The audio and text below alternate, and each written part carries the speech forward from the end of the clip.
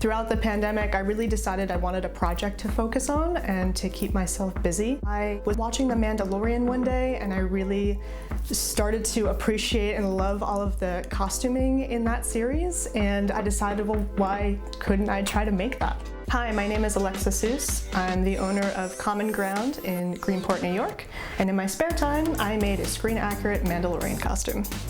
I started really my costume journey when I was a kid, and my mom, the beautiful and creative person that she is, we created these really intricate, beautiful Halloween costumes together every year since I was really young. And I think that's kind of where it started. I love transforming into something else, even just for a day or a night. From there, I started really doing like cosplay work. Maybe 4 or 5 years ago, I started to go to Comic-Con and I did a Catwoman cosplay, and I just had so much fun with it that it escalated. It got more complicated and it got more involved, and I always loved the challenge of doing something like this where there are so many pieces and details to sort of unravel. This is the full Mandalorian costume. Yeah. How long does it take to put on, and how many pieces do you have to put on?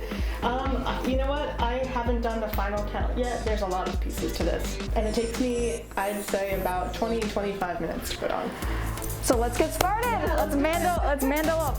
So I started looking at armor options and found that 3D printed armor was the kind of an overarching theme in the costumer's world on how to create this. I did a lot of research and I ended up buying 3D printed raw armor that I then started to finish.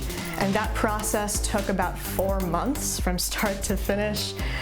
There was a lot of sanding, there was a lot of adjusting the fit of the armor, which is really one of the hardest parts of this, is getting it to fit your body. A lot of painting, and I think I got something that really worked in the end.